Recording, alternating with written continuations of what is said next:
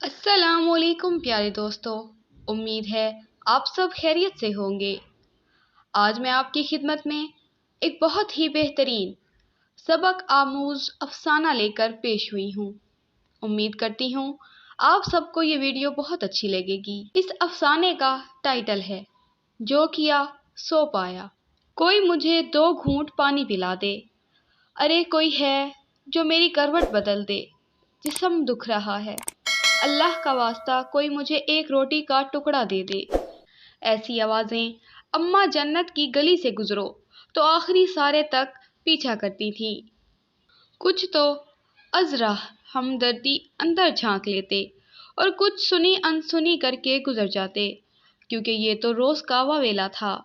लोग उसके नजदीक जाते हुए भी डरते।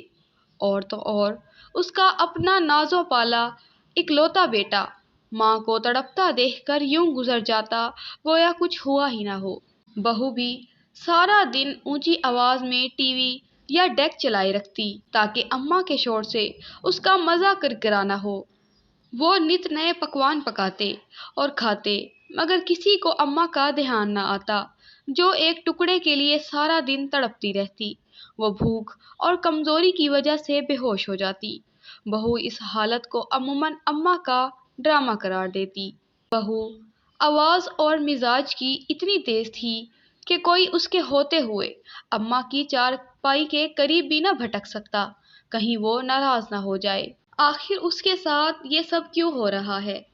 क्या अल्लाह ताला को उसके हाल पर रहम नहीं आता? मैं अक्सर ये सवाल सोचा करती और सबसे पूछती।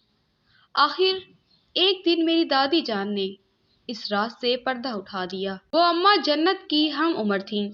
दादी जान ने बताया कि अम्मा जन्नत की सास बीबी जहरा एक नेक फितरत खातून थी। वो सबके दुख दर्द की साझी थी। उसके यहाँ 2 बेटियां हुईं जो दुनिया में चंद दिन रहकर रुखसत हो गईं। अब उसके कोई औलाद न थी। खान मोहम्मद की पहली बीवी से एक बेटा जान मोहम्मद था। जन्नत उसी जान मोहम्मद की बीवी थी। बाप के मरने के बाद जान मोहम्मद का अपनी सौतेली माँ से रवैया ठीक न रहा।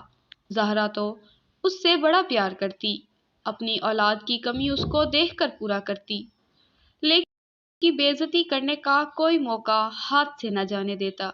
जहरा के मियाँ ने मरते वक्त अपनी तरफ से एक नेकी ये की थी कि जमीन और घर उसके नाम कर दिया था। उसके औलाद न थी और खतरा था कि कोई उसका परसाने हाल न होगा। ताहम ये बात जान मोहम्मद को पसंद न आई कि बाप ने वारिस होते हुए औरत के नाम सब कुछ कर दिया। बाप के गुजर जाने के बाद तो उसका रवैया और भी बुरा हो गया। जहरा सीधी सादी औरत थी।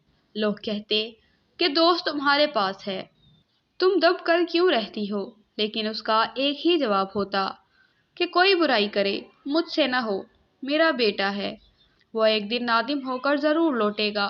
ताई जान वो सुधरने वाला नहीं है।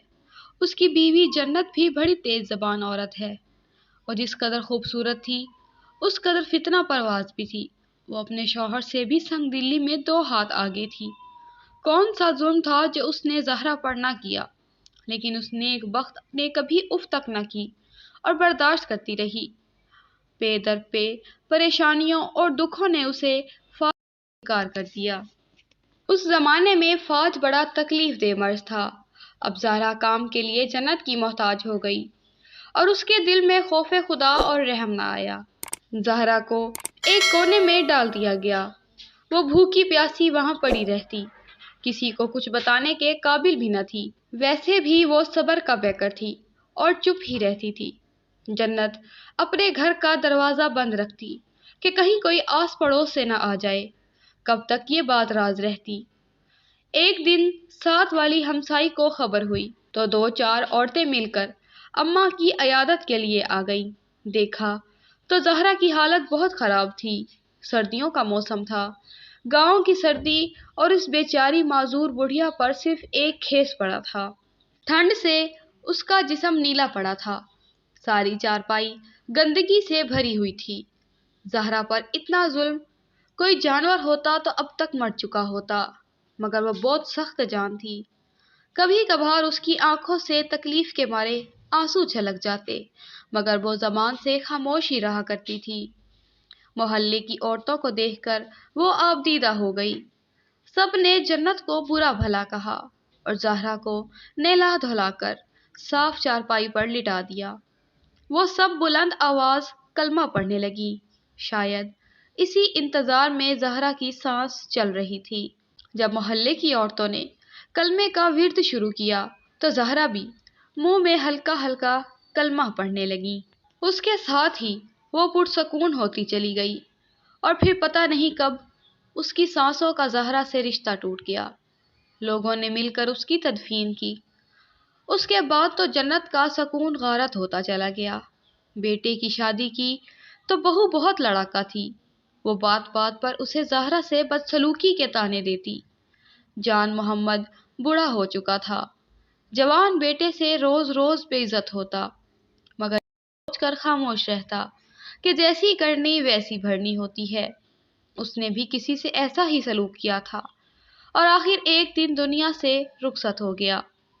جان محمد کیا مرا، جنت کے لیے مصیبتوں کے پہاڑ ٹوٹ پڑے۔ بہو اور بیٹا ایک طرف، اس کے پوتے پوتیاں بھی دادی سے انتہائی بدسلوکی کیا کرتے۔ کبھی کبھار تو بیٹا اس پر ہاتھ بھی اٹھا دیتا۔ سب کہتے کہ جو بویا وہی کاٹ رہی ہے یہ بڑھیا۔ اب جنت دماغی مریض ہو چکی تھی۔ سب کہتے اماں زہرا کے ساتھ تو لوگوں کی ہمدردی تھی، اسی لیے اس کے پاس چلے جاتے، لیکن جنت کے پاس کسی کا جانے کو جی نہیں چاہتا۔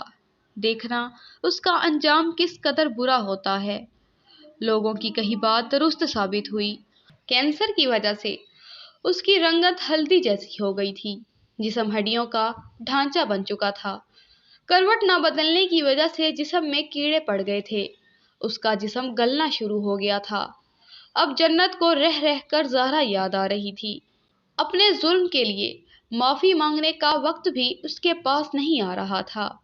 ایک دن جنت کی بہو اور بیٹا اس کو کمرے میں ڈال کر باہر سے کنڈی لگا کر خود شادی میں دوسرے شہر بچوں سمیت چلے گئے۔ اماں کا آخری وقت تھا، وہ اسی رات مر گئی۔ شام کے وقت کسی نے دروازہ کھولا تو عورتوں کو بلا کر تجہیز و تدفین کا انتظام کیا۔ اس کے بیٹے کا انتظار کرنے کا وقت نہیں تھا کیونکہ لاش سڑ رہی تھی۔ اماں کو گاؤں کے لوگوں نے ہی دفنایا۔ ویسے بھی اس کے بیٹے کو ماں کی کون سی پرواہ تھی جو اس کا انتظار کرتے، اسی لیے سب نے اس کو قبر میں پہنچانا ہی بہتر سمجھا۔ یہ تھا ظلم کا انجام۔ میں یہ سوچ رہی ہوں کہ کیا اب اس کی بہو کے ساتھ بھی ایسا ہی ہوگا؟ یقیناً وہ بھی تو اپنے ظلم کا بدلہ پائے گی۔ کب تک ایسا چلے گا؟ بھٹکے ہوئے لوگوں کو کب عقل آئے گی؟ ناظرین محترم، اسی کے ساتھ یہ افسانہ اپنے اختتام کو پہنچا ہے۔ پیارے دوستو، میری ویڈیو آپ کو اچھی لگی ہو تو میرے چینل کو لائک اور سبسکرائب لازمی کر دیں۔ ملتے ہیں اگلی ویڈیو میں مزید معلومات کے ساتھ۔